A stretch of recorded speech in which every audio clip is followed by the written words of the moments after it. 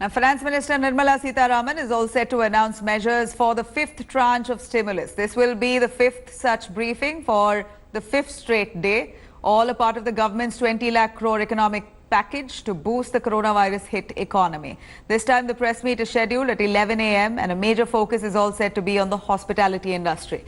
Currently the worst hit by the pandemic, the hospitality industry should be mentioned. Finance Minister focused majorly on big social reforms to reset India's economy so far.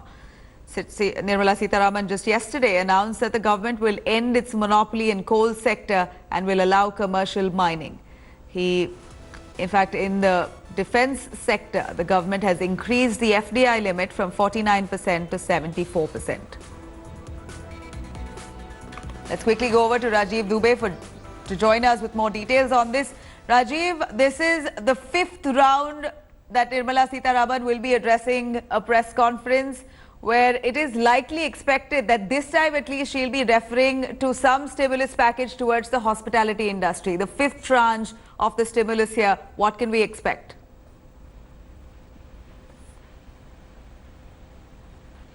Yes, Nabila, that's been one of the big expectations because as far as the hospitality industry particularly is concerned, it is 10% of our GDP. It employs about 5 crore people.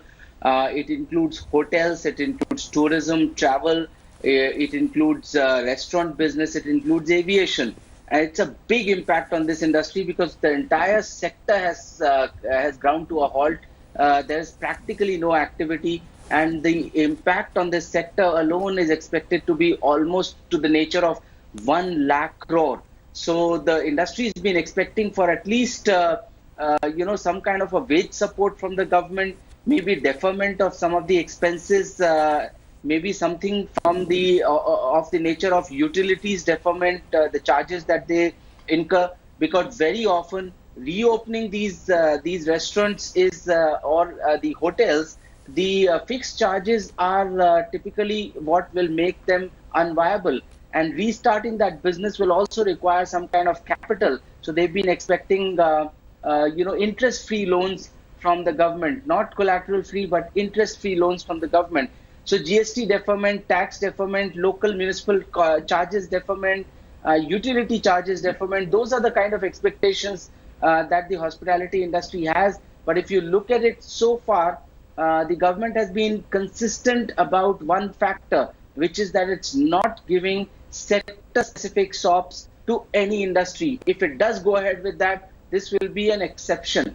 But if you look at from the beginning, whatever has been announced so far, the concern that has been there from the economists' point of view is that the very little is coming out of the government's coffers, government's own expenses, to be able to revive the economy in this downturn, which is the concern that continues despite all the announcements that the government has made, many of them structural reforms, which will take between 2 to 7 years for them to start delivering results. But some of the initiatives for SMEs, for instance, are more of the nature of providing liquidity to SMEs, providing money to the SMEs, providing loan to the SMEs. Right. It's not of the nature of dole, which is what the industry has been expecting, especially in terms of wage support in this period of lockdown.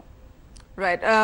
Industries are quite hopeful, particularly the hospitality sector. Rajiv, like you mentioned, huge layoffs happening in the hospitality sector. Many of them have not opened up for 2 months.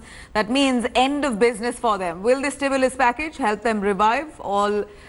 We'd find out at 11 a.m. today with the Finance Minister's fifth press conference announcing the fifth tranche of stimulus package there. Thank you very much for joining us. We'll do come back with you, but in the meanwhile, the fourth tranche of the mega stimulus package to revive the economy, the Finance Minister Nirmala Sitharaman had focused majorly on the big structural reforms to reset India's economy.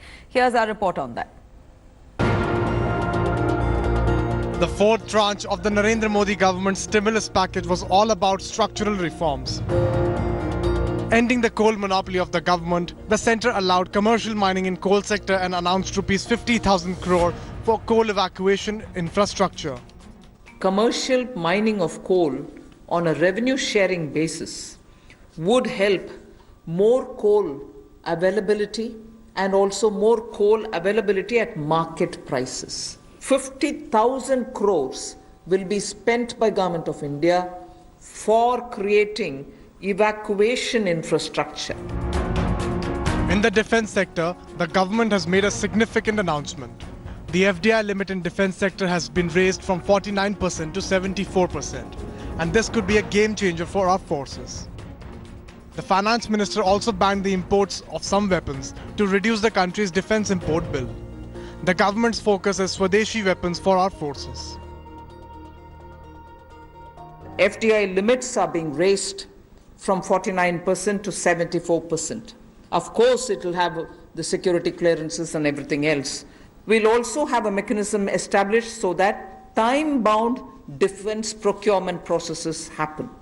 A realistic setting for the general staff qualitative requirements, the GSQRs as they're known, of weapons and platforms will be made.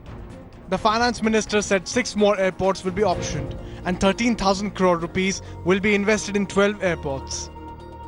6 more airports are for auction, and the Airports Authority of India shall do it on public-private basis. Additional investments also are likely to happen by private players in about 12 airports, which they are already holding. The first and second rounds of investments are expected to get 13,000 crores. Nirmala Sitharaman also announced the opening of the space sector to private players, a massive move that will transform our space journey.